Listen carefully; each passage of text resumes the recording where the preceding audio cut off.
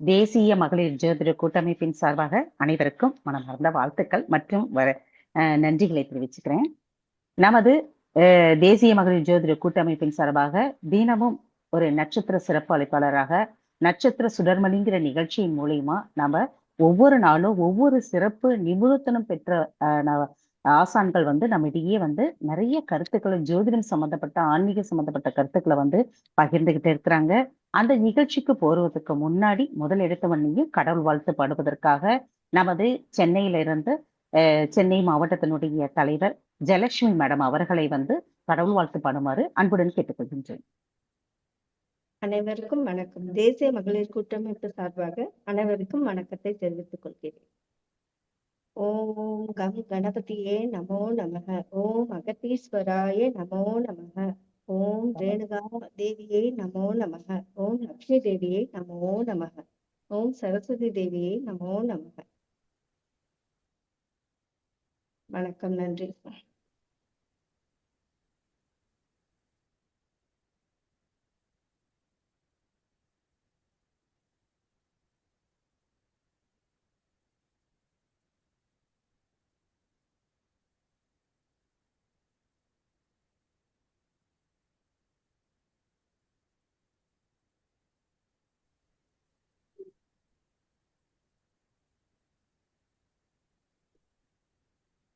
Madam,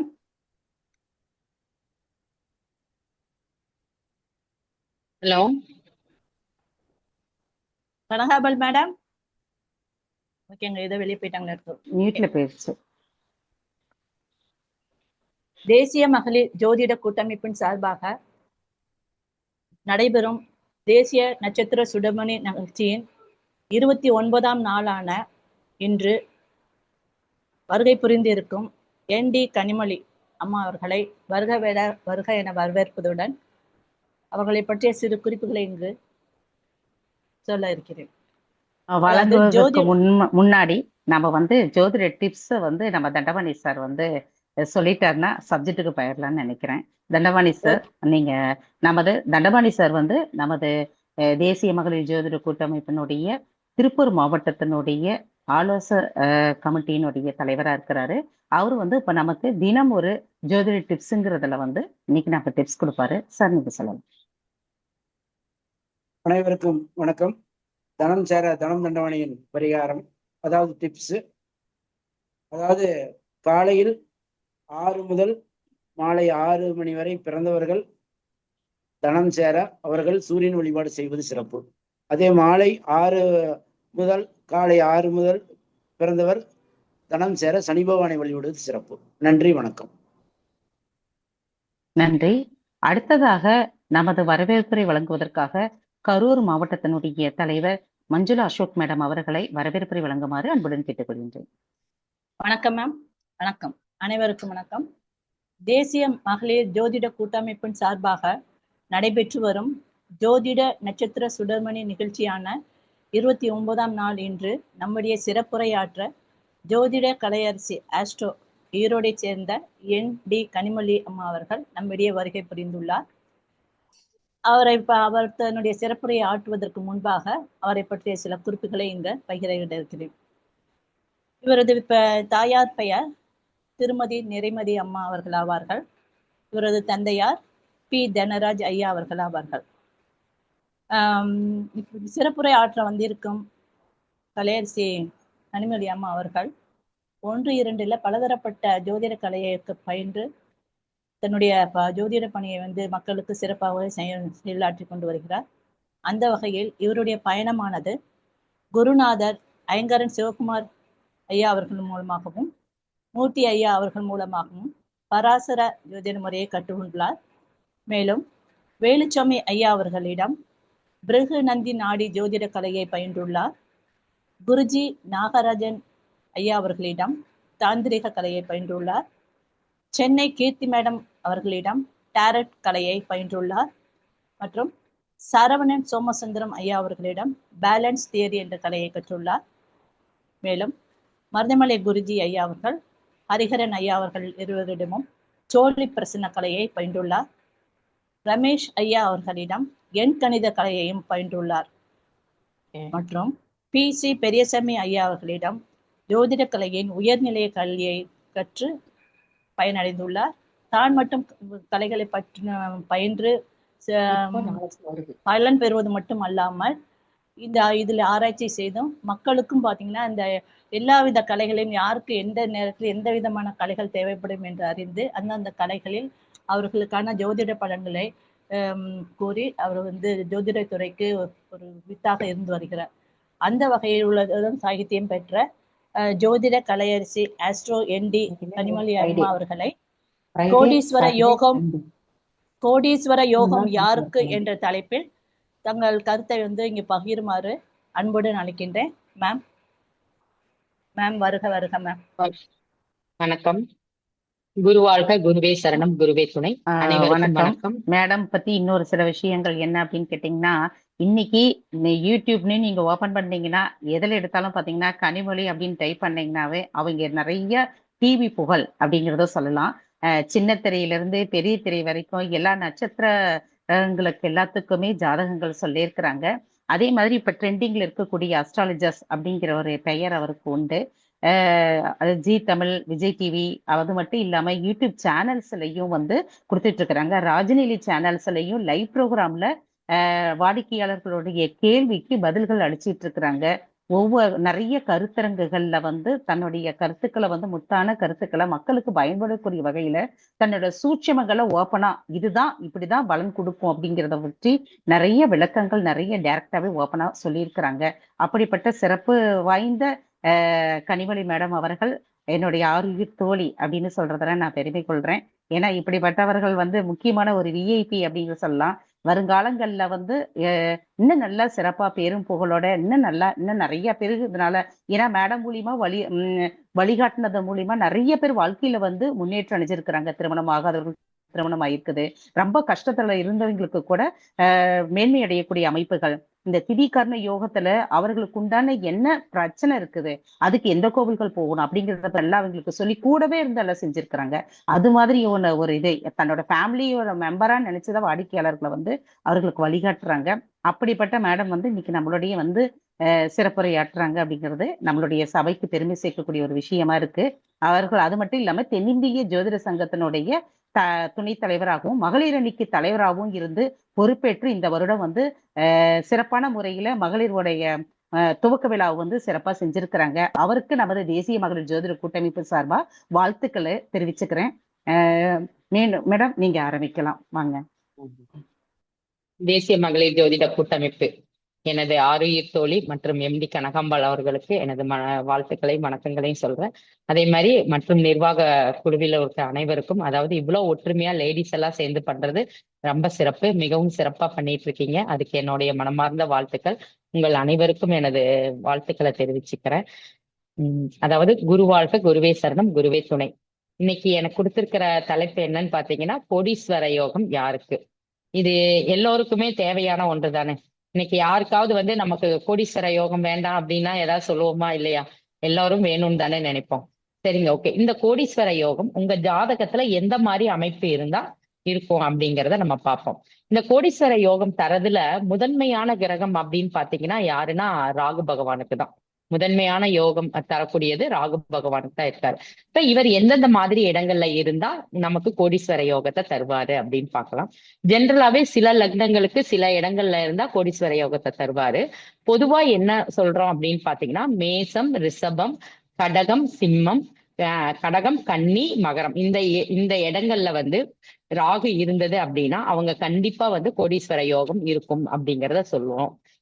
எந்த மாதிரி அமைப்பு இருந்து இந்த 6 இடங்கள்ல மட்டும் இருந்தா மட்டும் நமக்கு கோடீஸ்வர யோகம் கிடைச்சிருமா? இப்ப எல்லாருக்குமே அந்த வருஷத்துல பிறந்தவங்களுக்கு இந்த மாதிரி அமைப்பு இருக்குல்ல, அப்படி இருந்தும் அவங்களுக்கு ஏன் கோடீஸ்வர யோகம் இல்ல அப்படிங்கிறத பார்த்தா, இதுல என்ன அப்படின்னு பாத்தீங்கன்னா, லக்னத்துக்கு 3-11 இந்த ராகு இருக்கணும். அதாவது லக்னத்துக்கு 3-11 இந்த இடங்கள்ல ராகு இருந்தது அப்படின்னா இவர்களுக்கு கண்டிப்பா கோடீஸ்வர யோகத்தை கொடுக்கும். அப்ப கோடீஸ்வர யோகத்துல முதன்மை தரம் வாய்ந்தது லக்னத்துக்கு 3-11 இடங்கள்ல இந்த சொல்ற வீடுகள்ல ராகு இருக்கணும். அந்த மாதிரி அமைப்பு இருந்தா இவங்களுக்கு கிடைக்கும். அதே மாதிரி பாத்தீங்கன்னா இப்ப ரிஷப லக்னத்துக்குன்னு எடுத்துக்கோங்களேன். ரிஷப லக்னத்துக்கு 3ஆம் இடத்துல வந்து கடகமா வருது இல்லையா? அப்ப கடகமாவும் வந்து அங்கு 3ஆம் இடமாவும் வந்து அப்படி அமையறப்ப கிடைக்கும் அப்படிங்கறத நம்ம பாத்தீங்கன்னா கன்னிக்கு 11ஆம் இடம் அப்படின்னு வச்சுக்கிட்டீங்கன்னா கடகத்துல ராகு இருந்தாலும் இவர்களுக்கு அந்த மாதிரி அமைப்பு இருக்கும் அப்படிங்கறது சொல்லலாம். இது வந்து ஃபர்ஸ்ட் விதி. இந்த விதி இருந்தது அப்படின்னா இந்த தசா ராகு புத்தி காலங்கள்ல தசா நடக்கும் போது கண்டிப்பா இவர்களுக்கு அந்த கோடீஸ்வர யோகத்தை கண்டிப்பா கொடுப்பாரு. இன்னொரு விஷயம் என்ன அப்படின்னு பாத்தீங்கன்னா, இந்த ராகு நின்ற வீட்டு அதிபதி இப்ப வந்து உதாரணத்துக்கு ராகு வந்து ரிஷபத்துல இருக்காருன்னு வச்சுக்கோங்களேன். அப்ப இந்த ராகுவும் சுக்கிரனும் சேர்ந்து ஒரு இருந்து, அதாவது ரிஷபத்துல ராகும் சுக்கிரனும் சேர்ந்து இருந்து இதுல ராகு திசையோ சுக்கிர புத்தியோ இல்ல சுக்கிர திசையோ ராகு புத்தியோ இது நடந்தாலும் இவர்களுக்கு கோடீஸ்வர யோகத்தை கண்டிப்பா கொடுக்கும். இது வந்து 2வது ரூலா எடுத்துக்கலாம். அதே மாதிரி பாத்தீங்கன்னா லக்ன கேந்திரங்கள்ல இந்த ராகு கேது இருந்தா, அதாவது ராகு மட்டும் இருந்தாலுமே இந்த கோடீஸ்வர யோகத்தை வந்து நமக்கு வந்து கண்டிப்பா கொடுக்கும். இது வந்து முதல் தரம். ஓகேங்க. இந்த ராகு திசை ஒரு சிலருக்கு வரவே வராது அப்படிங்கிறவங்களுக்கு என்ன மாதிரி இருக்கும் அமைப்பு அப்படின்னு பாத்தீங்கன்னா, இந்த ராகு நின்ற வீட்டு அதிபதி இருக்கு இல்லையா, அந்த தசாபுத்தி காலங்கள்ல நடக்கும் போதும் கோச்சார ராகு அந்த அந்த அதாவது எந்த ராகு நின்ற வீட்டதிபதியோட கோச்சார ராகு பயணிக்கும் காலங்கள்லயும் இந்த கோடீஸ்வர யோகம் இவர்களுக்கு கண்டிப்பாக இருக்கும். இந்த மாதிரி ஒவ்வொரு லக்னத்துக்கும் நம்ம வந்து கோடீஸ்வர யோகம் எப்படி இருக்கும் அப்படிங்கிறத நம்ம பார்த்துக்கலாம். இன்னொரு விஷயம் என்ன அப்படின்னு பாத்தீங்கன்னா, எப்பவுமே சுக்கிரனும் சனியும் சேர்ந்தா நம்ம என்ன சொல்லுவோம்? மகாலட்சுமி யோகம்னு சொல்லுவோம் இல்லையா? அப்ப இந்த மகாலட்சுமி யோகம் காலபுருஷனுக்கு 2, அதே மாதிரி பாத்தீங்கன்னா காலபுருஷனுக்கு 11. அப்ப இந்த 2, 11 அதிபதிகள் சுக்கிரனும் சனியும் யாருக்கெல்லாம் சேர்ந்து இருக்குதோ, இல்ல சுக்கிரன் சனியோட நட்சத்திரத்தில் இருந்தாலும் சனி சுக்கிரனின் நட்சத்திரத்துல இருந்தாலும் இவர்களுக்கு சுக்கிர திசையோ சனி புத்தியோ இல்ல சனி திசையோ சுக்கிர புத்தியோ 2, 11ஆம் இடங்களில் இருந்து தசா நடத்தும் பொழுதும் இவர்களுக்கு கோடீஸ்வர யோகம் இருக்கும். இது எல்லாமே வந்து பாத்தீங்கன்னா நான் சொல்றது எல்லாமே ஸ்டாண்டர்டான ரூல். இந்த ரூல்ல வந்து எந்த மாற்றமும் இருக்காது. ஆனா நம்ம குறிப்பிட்ட இடங்கள்ல அந்த இது இருக்கும் போது மட்டும்தான் இவர்களுக்கு வந்து கோடீஸ்வர யோகம் கிடைக்கும். ஓகேங்களா? அப்ப ராகு பத்தி சொல்லியாச்சு. அடுத்து சுக்கிரன் சனி எந்தெந்த மாதிரி இருக்கும் அப்படிங்கறதையும் சொல்லியாச்சு. அதாவது முதல் தரம் ராகு யோகத்தை கொடுப்பாரு. 2வது வந்து நம்ம வந்து ஏன் மகாலட்சுமி யோகம் சுக்கிரன் சனி அப்படின்னு சொல்றோம் அப்படின்னா 2, 11ஆம் அதிபதிகள் யாருக்கெல்லாம் சேர்ந்து இருக்கோ, அதே மாதிரி யாருக்கெல்லாம் 2, 11ஆம் அதிபதிகள் பரிவர்த்தனை பெற்று அந்த தசாபுத்தி நடக்கும் காலங்கள்ல இவர்களுக்கு கண்டிப்பா கோடீஸ்வர யோகம் கண்டிப்பாக இருக்கும். ஓகேங்களா? இது ஒரு விதி. அடுத்து பாத்தீங்கன்னா ஒருத்தருக்கு நம்ம பணபரஸ்தானம் சொல்றோம் இல்லையா? இந்த பணபரஸ்தானங்கள் 2, 5, 8, 11 இந்த 3ஐயும் வந்து நம்ம என்ன சொல்லுவோம்னா பணபரஸ்தானங்கள் சொல்லுவோம். இப்ப ஒருத்தருடைய லக்னத்துக்கு 2ஆம் அதிபதியும் 5ஆம் அதிபதியும் 8ஆம் அதிபதியும் 11ஆம் அதிபதியும் முதல்ல வந்து எந்தெந்த மாதிரி விஷயத்துங்கள்ல பணத்தை தருவாங்க, அவங்களுக்கு யோகத்தை கோடீஸ்வர யோகத்தை தருவாங்க அப்படிங்கிறத பாத்துருவோம். இப்ப ஒரு லக்னத்துக்கு இப்ப மேச லக்னம் அப்படின்னு எடுத்துக்கோங்களேன். இவங்களுக்கு 2ஆம் அதிபதி சுக்கிரனா வராரு இல்லையா? அப்ப இந்த தசாபுத்தி காலங்கள்ல இவர்களுக்கு எப்படி மாதிரி 2ஆம் இடம் எந்த மாதிரி பணம் கொடுக்கும் அப்படின்னு பாத்தீங்கன்னா, நம்மளுடைய தினசரி வருமானம். நம்ம இப்ப தினமும் சம்பாதிக்கக்கூடிய இல்லையா, ஒரு வேலைக்கு போறோம், ஒரு இடத்துக்கு தினமும் சம்பாதிக்கக்கூடிய பணம் என்னென்னலாம் வருதோ, அதாவது ஒருத்தர் கூலிக்கு போறோம் இல்லையா, அந்த மாதிரி ஒரு சிலர் வந்து இப்ப நம்ம ஜோதிடம் சொல்லி ஒரு தினமும் பணம் வாங்குறோம். அந்த மாதிரி இந்த மாதிரி தொழில் செய்யறவங்களுக்கு எல்லாம் 2ஆம் இடம் மூலம் வரக்கூடிய நம்ம தனத்தை வந்து சொல்லலாம். ஓகேங்களா? அடுத்து 5. இந்த 5 எதை சார்ந்து குறிக்கும்? இந்த பண வரவு எப்படி இருக்கும் அப்படின்னு பாத்தீங்கன்னா, இந்த 2ஆம் இடத்தை சார்ந்த பணம் நம்மளுடைய உழைப்பின் மூலம் வரக்கூடிய பணமா இருக்கும். ஆனால் 5 என்பது என்னன்னா நம்மளுடைய ஸ்மார்ட் ஒர்க்கு, ஹார்ட் ஒர்க்கு கிடையாது, ஸ்மார்ட் ஒர்க்கு. நம்ம யாரெல்லாம் வந்து மூளையை பயன்படுத்தி 5ஆம் இடம்ங்கிறது என்னதுங்க? நம்மளுடைய மனம், ஆழ்ந்த சிந்தனை இதெல்லாம் சொல்றோம் இல்லையா, புத்தின்னு சொல்றோம் இல்லையா? அப்ப யாரெல்லாம் வந்து தன்னுடைய புத்திசாலித்தனத்தை பயன்படுத்தி அதன் மூலம் சம்பாதிக்கிறாங்களோ அதை வந்து நமக்கு 5ஆம் இடத்தின் மூலம் நமக்கு கிடைக்கக்கூடிய வருமானம் சொல்லலாம். அடுத்து ஒரு சிலர் பாத்தீங்கன்னா பூர்வீக சொத்துக்கள் இருக்கும். பூர்வீக சொத்துக்களை வந்து ஒரு தாத்தா வழி சொத்துக்களை வந்து அவங்க ஒரு வீடு கட்டியோ இல்ல வீட்டு வாடகை வாங்குறது, ஒரு அபார்ட்மெண்ட் கட்டி வாடகை வாங்குறது, அந்த சொத்துக்களை வந்து குடோனா வச்சு வாடகை வாங்குறது, இதன் மூலம் கொடுக்கக்கூடிய வருமானத்தை நம்ம 5 சொல்லும். அடுத்து தன்னுடைய வயதான காலத்துல தன்னுடைய மகன்கள் தனக்கு சம்பாதித்து கொடுக்கக்கூடிய வருமானத்தையும் 5ஆம் இடம் சொல்லும். ஓகேங்களா? இது எல்லாமே வந்து 5 என்னென்ன வருமானத்தை சொல்லக்கூடியதுங்கிறது இந்தந்த வழியில நமக்கு 5 வரும். இந்த 5 வந்து பாத்தீங்கன்னா இந்த 5ஆம் இடம் வேலை செய்யறவங்க 5-10 வேலை செய்யறவங்க எல்லாம் பாத்தீங்கன்னா எந்த மாதிரி வருமானம் ஈட்டுவார்கள் அப்படின்னு பாத்தீங்கன்னா தன்னுடைய புத்திசாலித்தனம், அதே மாதிரி தன்னுடைய தொழில புது யுக்திய தினம் தினம் ஒரு புது யுக்தியை பயன்படுத்தி அவங்க வந்து வெற்றி பெற்றுட்டே இருப்பாங்க. இன்னைக்கு அதே மாதிரி பாத்தீங்கன்னா அவங்க எந்த ஒரு விஷயத்தையும் ஷார்ட்கட் மூலமா எளிதில சீக்கிரமா எப்படி ஒரு வேலையை முடிக்கிறது அப்படிங்கறத இந்த 5-10 இணைவு உள்ளவங்க கண்டிப்பா செய்வாங்க. அதையெல்லாம் உங்க ஜாதகத்துல ஆராய்ச்சி பண்ணீங்கன்னா கண்டிப்பா தெரியும். இந்த மாதிரி வந்து 5ஆம் இடம் பணம் சம்பாதிக்கும். அடுத்து என்ன சொன்னோம் அப்படின்னு பாத்தீங்கன்னா 8ஆம் இடம் இல்லைங்களா? ஓகே, இந்த 8 நமக்கு என்ன மாதிரி பணம் கொடுக்கும் அப்படின்னா இந்த 8 நமக்கு அந்நியர்னு சொல்லுவோம் இல்லையா? அப்ப அந்நியர்கள் தேர்ட் பர்சன் மூலமா நமக்கு வரக்கூடிய பணம், அதாவது நமக்கு எந்த ஒரு இதுவுமே இல்லாம ரத்த சம்பந்தம் எந்த உறவும் இல்லாம அந்நியர் மூலம் நமக்கு வரக்கூடிய பணத்தை வந்து நமக்கு கொடுக்கும் சொல்லும். அப்ப அந்நியரோட பணம் வரணும் அப்படின்னா என்ன ஆகும்? ஃபார் எக்ஸாம்பிள் ஷேர் மார்க்கெட் எடுத்துக்கலாம், பங்குச்சந்தை எடுத்துக்கலாம், அதே மாதிரி பாத்தீங்கன்னா ரேஸ் அந்த மாதிரி எடுத்துக்கலாம். இது எல்லாமே என்னன்னு பாத்தீங்கன்னா ஒரு 8ங்கிறது அதாவது நல்ல வருமானம் அப்படிங்கிறது சொல்ல முடியாது. ஒருவர் இழப்பின் மூலம் ஒருவருக்கு வரக்கூடிய பணம். இப்ப ஃபார் எக்ஸாம்பிள் ஷேர் மார்க்கெட் என்ன ஆகுதுங்க? ஷேர் மார்க்கெட் நமக்கு எப்ப லாபமா வரும்?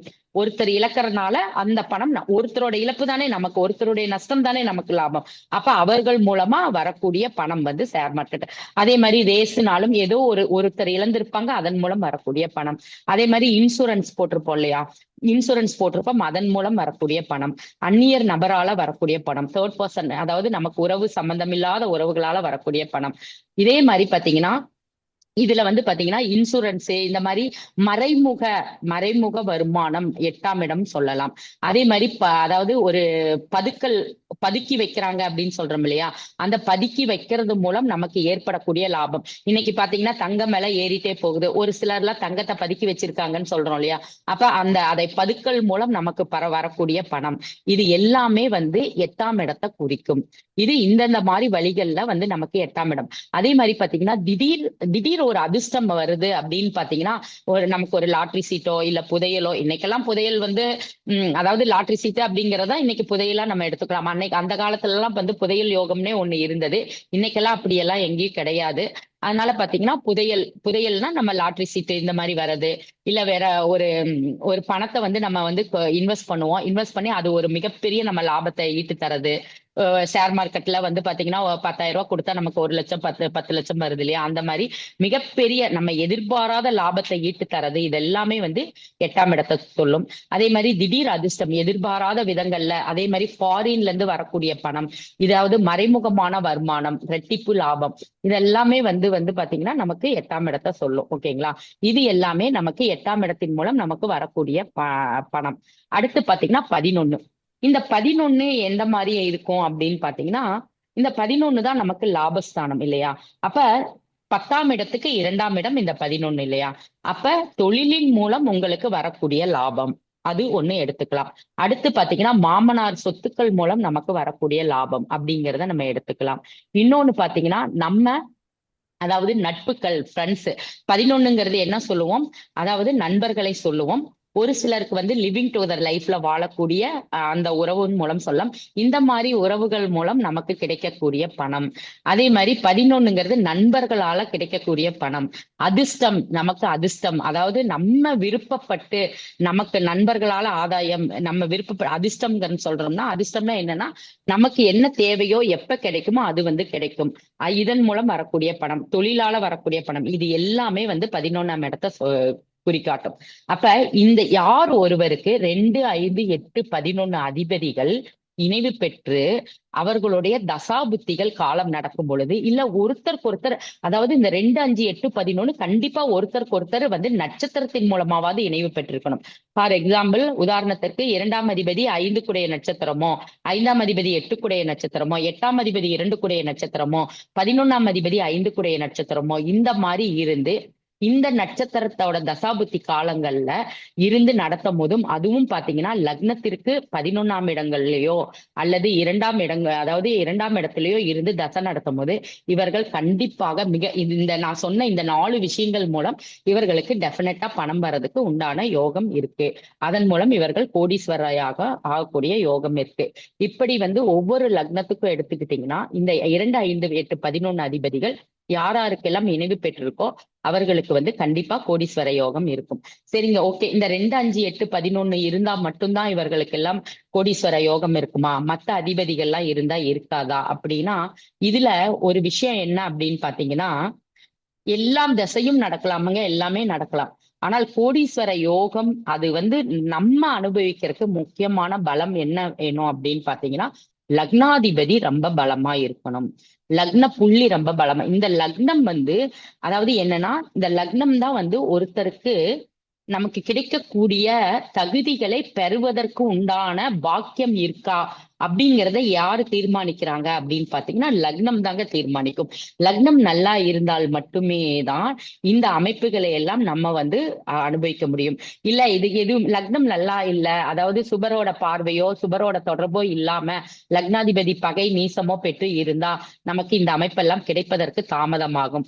ஃபார் எக்ஸாம்பிள் பாத்தீங்கன்னா, அவங்க ஃபாரின்ல இருந்து நிறைய சம்பாதிப்பாங்க, ஆனா பாத்தீங்கன்னா அவங்கனால எதுவும் அனுபவிக்க முடியாது. இங்க பாத்தீங்கன்னா மனைவி பிள்ளைங்க எல்லாம் லக்ஸரியான கார்ஸ், பங்களா, வீடு அந்த மாதிரி எல்லாம் அனுபவிப்பாங்க இல்லையா? அப்ப அவர்களுக்கெல்லாம் பாத்தீங்கன்னா எல்லாம் அனுபவிக்கக்கூடிய யோகம் இருக்கும். ஆனா பாத்தீங்கன்னா இவர்களால மற்றவர்கள் அனுபவிக்கக்கூடிய யோகம் இருக்கும். ஆனா இவர்களால சம்பாதிக்க மட்டும்தான் முடியும், கோடீஸ்வரரா இருக்க மட்டும்தான் முடியும். அப்ப அந்த யோகத்தை அமைப்பதற்கு, இப்ப அந்த கோடீஸ்வர யோகம் நான் இந்த அமைப்பெல்லாம் இருந்தால் மட்டுமே ஒருத்தர் கோடீஸ்வரரா இருக்கலாம். ஆனா அந்த யோகத்தை அனுபவிப்பதற்கு ஒரு யோகம் வேணும் இல்லையா? அந்த யோகம் வேணும் அப்படின்னா இவர்களுக்கு லக்னாதிபதி பலமா இருக்கணும். அடுத்த விஷயம் என்ன அப்படின்னு பாத்தீங்கன்னா, பாக்கியாதிபதி 9ஆம் அதிபதி கண்டிப்பா பலமா இருக்கணுங்க. 9ஆம் அதிபதி ஏதாவது ஒரு விதத்துல லக்னத்தோடையோ இல்ல லக்னாதிபதியோடையோ தொடர்பு பெற்றிருக்கணும். ஃபார் எக்ஸாம்பிள் பாத்தீங்கன்னா, இப்ப லக்னம் தனுசா இருக்குன்னு வச்சுக்கோங்களேன். அப்ப இந்த 9ஆம் அதிபதி சூரியன் இல்லையா? அப்ப இந்த சூரியன் குருவோட ஏதோ ஒரு விதத்துல தொடர்பு பெற்றிருக்கணும். குரு சூரியனோட நட்சத்திரத்துல இருக்கணும், இல்ல சூரியன் குருவோட நட்சத்திரத்துல இருக்கணும், அல்லது சூரியனும் குருவும் இணைவு பெற்றிருக்கணும். இந்த சூரியனுக்கு திரிகோணத்திலேயாவது குரு இருக்கணும். இந்த மாதிரி அமைப்பு இருந்தது அப்படின்னா இவர்கள் மிகப்பெரிய யோகத்தை கொடுத்தவர்களா இருப்பாங்க. அடுத்து பாத்தீங்கன்னா 5ஆம் இடமும் ரொம்ப வலுப்பெற்று இருக்கணும். இந்த அமைப்பெல்லாம் இருந்தாதான் இவர்கள் கோடீஸ்வரர் ஆகறதுக்கு தகுதி பெற்றவங்க. 5ஆம் அதிபதியும் நான் சொன்ன மாதிரி தனுசு லக்னத்துக்கு 5ஆம் அதிபதி செவ்வாய், குருவோட ஏதாவது ஒரு விதத்துல தொடர்பு பெற்று இருக்கணும். ஏதாவது ஒரு விதத்துல தொடர்பு பெற்றிருந்தா இவர்கள் எல்லாம் இந்த இதுக்கு தகுதியானவங்க அப்படிங்கறத நம்ம சொல்லலாம். உதாரணத்துக்கு இப்ப பாத்தீங்கன்னா அதாவது உச்சம் பெற்ற கிரகம் தர ராசியில இருந்துச்சுன்னா அவங்களுக்கு கண்டிப்பா ஒரு யோகத்தை கொடுக்கக்கூடிய அமைப்பு இருக்கும். அவர்களுக்கும் பாத்தீங்கன்னா கோடீஸ்வர யோகம் இருக்கும். அதாவது உச்சம் பெற்ற கிரகம் சர ராசியில இருக்கணும். ஃபார் எக்ஸாம்பிள் சூரியன் உச்சம் இல்லையா? சூரியன் எந்த இதுல உச்சம்? சரராசியில, மேசராசியில உச்சம். அப்ப சூரியன் மேசராசியில இருக்கும்போது உச்சராசியில சரராசியில இருந்தாலே நமக்கு அது கோடீஸ்வர யோகத்தை கொடுக்குமா அப்படின்னா, அந்த சூரியன் உச்சம் பெற்று சரராசியில இருந்தா அந்த லக்னத்திற்கு அவரு எத்தனைக்கு உடையவரா வராரு, எந்த அதிபதியா வராரு அப்படிங்கிறத பார்க்கணும். இந்த இடத்துல நம்ம இப்ப நம்ம சொன்ன விதிகளை எல்லாம் கனெக்ட் பண்ணிக்கணும். அதாவது ராகு சம்பந்தப்பட்டிருக்கணும். நான் சொன்ன மாதிரி லக்னத்துக்கு லக்ன கேந்திரத்துல இல்ல லக்னாதிபதி நின்ற தசை அந்த மாதிரி இடத்துல ராகு சம்பந்தப்பட்டிருக்கணும். அது இல்லாம 2, 5, 8, 11 அதிபதிகளோட சம்பந்தப்பட்டிருந்தா கண்டிப்பா இவர்கள் உச்சம் பெற்ற சரராசியில இருக்கிறதுக்கு இதா இருக்கு. அதே மாதிரி பாத்தீங்கன்னா இந்த 2, 11 அதிபதிகள் பரிவர்த்தனை ஆனாலும் இவர்களுக்கு கோடீஸ்வர யோகம் இருக்கும். இது மிகப்பெரிய ஒரு லக்கின்னு வச்சுக்கோங்களேன். இந்த 2, 11 அதுவும் 2, 11ஓட காலபுருஷனுக்கு, அதாவது இப்ப நம்ம வேற லக்னமா கூட இருக்கலாம். ரிஷப லக்னமா இருந்தேன்னா 2ஆம் அதிபதியும் வேற 11ஆம் அதிபதியும் வேற இல்லையா? 2ஆம் அதிபதி புதனா வருவாரு, 11ஆம் அதிபதி குருவா வருவாரு. அப்ப இந்த புதனும் குருவும் இணைவு பெற்றோ இல்ல பரிவர்த்தனை பெற்றோ இருந்தாலும்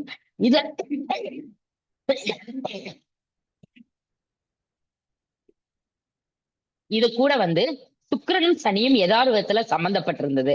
அதாவது காலபுருஷ ராசிக்கு 2ஆம் அதிபதியான சுக்கிரனும் 11ஆம் அதிபதியான சனியும் ஏதோ ஒரு விதத்துல சம்பந்தப்பட்டிருந்தா இவர்களுக்கு மிகப்பெரிய கோடீஸ்வர யோகம் இருக்கும். இப்ப இப்படி ஒவ்வொரு லக்னத்துக்கும் நம்ம அந்த மாதிரி எடுத்துக்கணும்.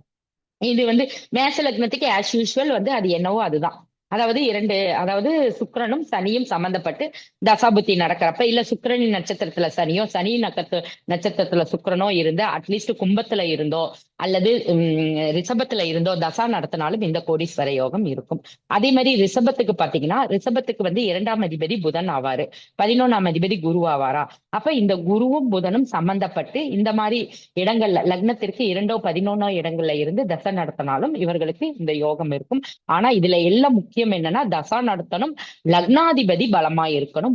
5, 9 அதிபதிகள், பாக்கியாதிபதியும் பூர்வ புண்ணியாதிபதியும் பலம் இருந்தால் மட்டும்தான் இவர் அனுபவிக்க முடியும். இல்லைன்னா இவர் கோடீஸ்வரரா இருக்கலாம், ஆனா இவர் அனுபவிப்பாரா அப்படின்னா, இவர்கள் மகன்கள் அனுபவிக்கிறாரா, இவர் மனைவி அனுபவிக்கிறாரா, இல்ல வேற அம்மா அப்பா அனுபவிக்கிறாங்களா, இல்ல பிரதர்ஸ் அனுபவிக்கிறாங்களாங்கிறது இவர்களுடைய தனிப்பட்ட ஜாதகத்தை நம்ம சொல்லலாம். அதே மாதிரி ஒவ்வொரு லக்னத்துக்கும், இப்ப மிதுன லக்னத்துக்கு எடுத்துட்டீங்கன்னா 2ஆம் அதிபதி சந்திரன் இல்லையா, 11ஆம் அதிபதி நமக்கு எடுத்துட்டீங்கன்னா செவ்வாய் வருவார். அப்ப சந்திரனும் செவ்வாயும் ஏதோ ஒரு விதத்துல இணைவு பெற்று சுக்கிரன் சனியோட கண்டிப்பா எந்த ஒரு விஷயம் நடக்கணும் அப்படின்னா நம்ம மெயினா காலபுருஷ ராசி மண்டலத்தோட கிரகங்களை நம்ம இணைச்சுக்கணும். அது இணைந்தால் மட்டும்தான் இந்த லக்னத்துக்கு தனிப்பட்ட 2, 11 அதிபதிகள் சேர்க்கை பெற்றாலும் அந்த சுக்கிரனும் சனியும் எல்லா விதத்துல, இப்ப நீங்க கோடீஸ்வரரோட ஜாதகத்துல எல்லாம் அவங்களோட ஜாதகத்தை எல்லாம் எடுத்து ஆராய்ச்சி பண்ணுங்க, அவர்களோட அந்த சுக்கிரன் சனி சம்பந்தப்படாமல் இந்த விஷயம் கண்டிப்பா நடக்கவே நடக்காது. அப்ப ஒவ்வொரு ஜாதகத்திலும் அந்த 2, 11 இருந்தாலும் இந்த 2 கிரகங்களும் இணைவு இருந்தால் மட்டுமே ஒருத்தருக்கு கோடீஸ்வர யோகம் இருக்கும் அப்படிங்கிறத நான் சொல்லிக்கிறேன். ஓகே, எனக்கு தெரிஞ்ச விஷயம் சொல்லியிருக்கேன். உங்களுக்கு உங்க ஜாதகத்துல ஏதாவது டவுட் இருந்ததுன்னா நீங்க கண்டிப்பா கேட்கலாம். ஓகே, கேள்வி பதில் நிகழ்ச்சியின் போது நம்ம மற்றதை கேட்டுக்கலாம். இப்போ மேடம் நமக்கு கோடீஸ்வர யோகம் யாருக்கு அப்படிங்கிறதுல இந்த ரூல்ஸ் எல்லாத்தையுமே நமக்கு மிக சிறப்பான முறையில சொல்லியிருக்கிறாங்க. என்னென்ன கிரகங்கள் இணைவு, அன்று பார்வை, என்ன நட்சத்திர சாரம், பணபரஸ்தானம், இதனுடைய இப்ப தசாபுத்தி நடக்கும்போது எப்படி இருக்கும் அப்படிங்கிறத பத்தி எல்லாம் நமக்கு மிக அருமையான விளக்கம் கொடுத்திருக்கிறாங்க. மேடம் அவர்களுக்கு நன்றி. இந்த நன்றியுரை வழங்குவதற்காக நமது தண்டபாணி சார் அவர்களை நன்றியுரை வழங்குமாறு கேட்டுக்கொள்கின்றேன்.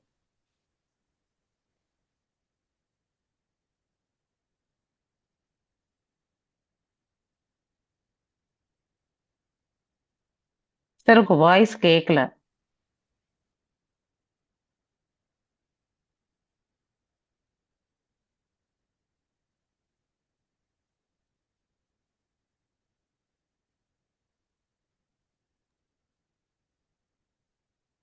சார் மீட் எடுத்துட்டு பேசுங்க, கேட்கும்.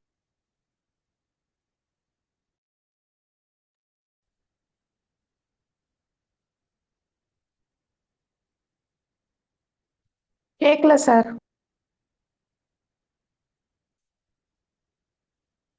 ஓகே, வெளியில போயிட்டு உள்ள வருவாரு. கண்டிப்பா மேடம் சொன்ன மாதிரி இந்த கோடீஸ்வரி யோகம் அப்படின்னு சொன்னாவே கோடீஸ்வரன் ஆகணுங்கிறது எல்லாருக்குமே விருப்பம் இருக்கும். தன்னுடைய வாழ்க்கையில லட்சாதிபதி அப்படிங்கிறத விட கோடீஸ்வரன் அப்படின்னு சொல்றது. அதனாலதான் நிறைய குழந்தைகளுக்கு என்ன பண்ணாங்கன்னா கோடீஸ்வரன், கோடீஸ்வரி அப்படிங்கிற பேர் கூட வச்சாங்க.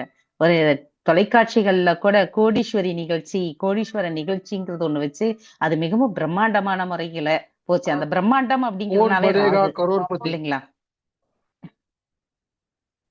பிரம்மாண்டம் அப்படின்னாவே ராகு. அது இல்லாம நம்ம சினி ஃபீல்டு அப்படின்னு நம்ம எடுத்துக்கிட்டோம்னாவே அந்த இடத்துல சுக்கிரன், இது மாதிரி எல்லாமே நமக்கு அந்த காம்பினேஷன்ஸ் ஓடது நமக்கு அங்க கனெக்ட் ஆகுது. அந்த இதை நம்ம எடுத்துக்கலாம். தண்டபாணி சார் வந்துட்டீங்களா? அவர் உள்ள காணன்னு நினைக்கிறேன். ஓகே, சரி. நன்றி வரை நானே சொல்லிடுறேன். ஏன்னா அப்புறம் திருப்பி அடுத்த சப்ஜெக்டுக்கு கேள்வி பதில் நிகழ்ச்சிக்கு நம்ம போகலாம் அப்படிங்கிறதுக்காக இன்று மிக அருமையான முறையில, சிறப்பான முறையில ரூல்ஸை நமக்கு அப்ளை பண்ணி கொடுத்துருக்குறாங்க. ஏன்னா என்னென்ன ரூல் இருந்தா அந்த அங்கே கோடீஸ்வர யோகம் அவங்களுக்கு கிடைக்கும் அப்படி. ஏன்னா நம்ம கோடீஸ்வர யோகமே இல்லை அப்படின்னு நினைச்சிட்டு இருக்கிறத விட ஆறுதலான விஷயம் ஏதோ ஒரு விதத்துல நமக்கு அதெல்லாம் டச் ஆயிடுது. அப்படிங்கிறப்ப கண்டிப்பா கோடீஸ்வரன் தான் நம்ம. ஓகேங்களா? பேரு, புகழ், அந்தஸ்து அப்படிங்கிற வகையிலையும் சரி, பண வகையிலையும் சரி, நாம ஒண்ணா அனுபவிக்கிறோமா, இல்ல கோடீஸ்வரனா இருக்க போறோமா அப்படிங்கிறது தான் அதனோடது. Sir mute எடுத்துருங்கப்பா.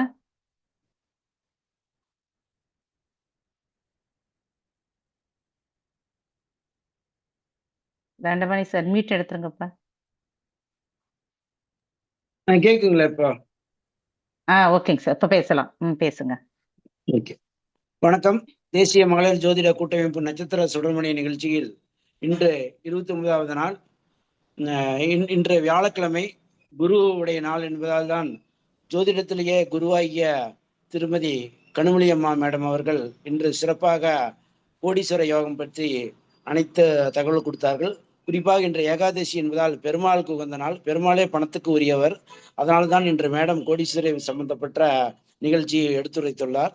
மேலும் இதுவரை பார்த்து கொண்டிருந்த அனைத்து குருமார்கள் மற்றும் ஜோதிட ஆர்வலர் அனைவருக்கும் கோடான கோடி நன்றி. வகுப்பை சிறப்பாக எடுத்துக் கொடுத்த கனிமொழி அம்மாவுக்கும் சிறப்பான நன்றி. மேலும் இந்த வாய்ப்பினை ஏற்படுத்தி கொடுத்த டாக்டர் கனகம்பாள் மற்றும் நிகழ்ச்சி தொகுப்பாளர் அனைவருக்கும் கோடான கோடி நன்றி. வாழ்க வளமுடன். நன்றி, வணக்கம்.